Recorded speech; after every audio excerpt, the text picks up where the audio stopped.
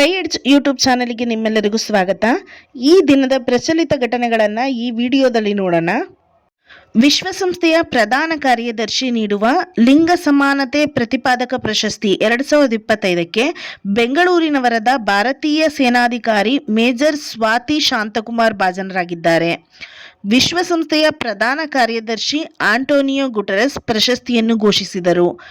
ಸಂಘರ್ಷ ಪೀಡಿತ ಸುಡಾನ್ನಲ್ಲಿ ಮಹಿಳೆಯರ ರಕ್ಷಣೆ, ಸಮುದಾಯದ ನೆಮ್ಮದಿಗೆ ಕೈಗೊಂಡ ಸಂವೇದನಾಶೀಲ ಕ್ರಮಗಳಿಗಾಗಿ ಸ್ವಾತಿ ಅವರಿಗೆ ಪ್ರಶಸ್ತಿ ಒಲಿದಿದೆ. ಸ್ವಾತಿ ಅವರ ಧ್ಯೇಯವಾಕ್ಯ ಏನು ಅಂತ ನೋಡೋದಾದ್ರೆ, ಸಮಾನ ಪಾಲುದಾರಿಕೆ, ಶಾಶ್ವತ ಶಾಂತಿ. ಸಿದ್ದರಾಮಯ್ಯನವರು ಮಾರ್ಚ್ನಲ್ಲಿ ಬಜೆಟ್ ಮಂಡಿಸಲು ಸಿದ್ಧರಾಗಿದ್ದು, ಇದು ಅವರ 17ನೇ ಬಜೆಟ್ ಆಗಲಿದೆ. 2026-27ನೇ ಸಾಲಿನ ಕೇಂದ್ರ ಬಜೆಟ್ ಅನ್ನು ಹಣಕಾಸು ಸಚಿವರಾದಂತಹ ನಿರ್ಮಲಾ ಸೀತಾರಾಮನ್ ಅವರು ಫೆಬ್ರವರಿ 1ರಂದು ಸಂಸತ್ನಲ್ಲಿ ಮಂಡಿಸಲಿದ್ದಾರೆ. ಭೂ ಸರ್ವೇಕ್ಷಣಾ ಉಪಗ್ರಹ ಮತ್ತು ಇತರ 14 ಉಪಗ್ರಹಗಳನ್ನು ಹೊತ್ತ PSLV-C-62 ರಾಕೆಟ್ ಉಡಾವಣೆಗೆ ಕ್ಷಣಗಣನೆ ಆರಂಭವಾಗಿದೆ. ಶ್ರೀಹರಿಕೋಟಾದ ಸತೀಶ್ ಧವನ್ ಬಾಹ್ಯಾಕಾಶ ಕೇಂದ್ರದಿಂದ ಸೋಮವಾರ 250 ಟನ್ ತೂಕದ ಸಾಧನಗಳನ್ನು ಹೊತ್ತು LSLV-C-62 ರಾಕೆಟ್ ನಭಕ್ಕೆ ಚಿಮ್ಮಲಿದೆ ಎಂದು ಇಸ್ರೋ ತಿಳಿಸಿದೆ. ಇಸ್ರೋ ಅಂಗಸಂಸ್ಥೆಯಾದ ನ್ಯೂ ಸ್ಪೇಸ್ ಇಂಡಿಯಾ ಲಿಮಿಟೆಡ್ ನೇತೃತ್ವದಲ್ಲಿ ದೇಶೀಯ ಹಾಗೂ ವಿದೇಶದ 14 ಉಪಗ್ರಹಗಳನ್ನು ಕಕ್ಷೆಗೆ ಕಳುಹಿಸಲು ಸಿದ್ಧತೆ ನಡೆದಿದೆ.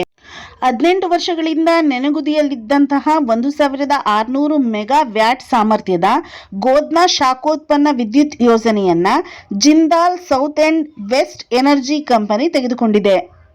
ಧಾರವಾಡದ ಭಾರತೀಯ ಸಂಗೀತ ವಿದ್ಯಾಲಯದ ವತಿಯಿಂದ ನಡೆದ ಸಂಗೀತೋತ್ಸವದಲ್ಲಿ ಹಿಂದೂಸ್ತಾನಿ ಗಾಯಕ ಪಂಡಿತ ಶ್ರೀಪಾದ ಹೆಗಡೆ ಅವರಿಗೆ ಸ್ವರ ಗಂಧರ್ವ ಪ್ರಶಸ್ತಿ ನೀಡಲಾಗಿದೆ. ಗುವಾಹಟಿ ಹೈಕೋರ್ಟ್ ಮತ್ತು ಜಿಲ್ಲಾ ನ್ಯಾಯಾಲಯಗಳನ್ನು ಒಳಗೊಂಡ ನೂತನ ಸಂಕೀರ್ಣಕ್ಕೆ ಸುಪ್ರೀಂ ಕೋರ್ಟ್ನ ಮುಖ್ಯ ನ್ಯಾಯಮೂರ್ತಿ ಸೂರ್ಯಕಾಂತ್ ಶಂಕುಸ್ಥಾಪನೆ ಮಾಡಿದರು. ಅಮೆರಿಕದ ಜೊತೆ ತಕ್ಷಣ ಒಪ್ಪಂದ ಮಾಡಿಕೊಳ್ಳದಿದ್ದರೆ ಗಂಭೀರ ಪರಿಣಾಮ ಎದುರಿಸಬೇಕಾಗುವುದು ಎಂದು ಅಮೆರಿಕ ಅಧ್ಯಕ್ಷ ಡೊನಾಲ್ಡ್ ಟ್ರಂಪ್ ಕ್ಯೂಬಾಕ್ಕೆ ಎಚ್ಚರಿಕೆ ನೀಡಿದ್ದಾರೆ.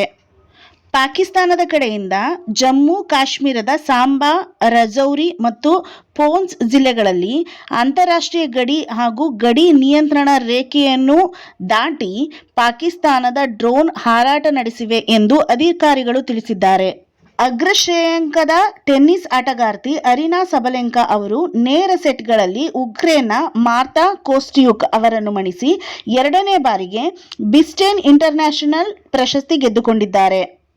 ಮುಂಬೈನಲ್ಲಿ ನಡೆದಂತಹ ಮೊದಲ ಪಂದ್ಯದಲ್ಲಿ ಹಾಲಿ ಚಾಂಪಿಯನ್ ಮುಂಬೈ ಇಂಡಿಯನ್ಸ್ ಎದುರು ರೋಚಕ ಜಯ ಸಾಧಿಸಿರುವ ರಾಯಲ್ ಚಾಲೆಂಜರ್ಸ್ ಬೆಂಗಳೂರು ವನಿತೆಯರು ಭರ್ಜರಿ ಆತ್ಮವಿಶ್ವಾಸದಲ್ಲಿದ್ದಾರೆ. ಕರ್ನಾಟಕ ತಂಡವು ಭೋಪಾಲ್ನಲ್ಲಿ ಮುಕ್ತಾಯಗೊಂಡ 14ನೇ ರಾಷ್ಟ್ರೀಯ ಡ್ರ್ಯಾಗನ್ ಬೋಟ್ ಚಾಂಪಿಯನ್ಶಿಪ್ನಲ್ಲಿ 3ನೇ ಬಾರಿ ಚಿನ್ನ ಸೇರಿ ಒಟ್ಟು 11 ಪದಕವನ್ನು ಗೆದ್ದುಕೊಂಡರು.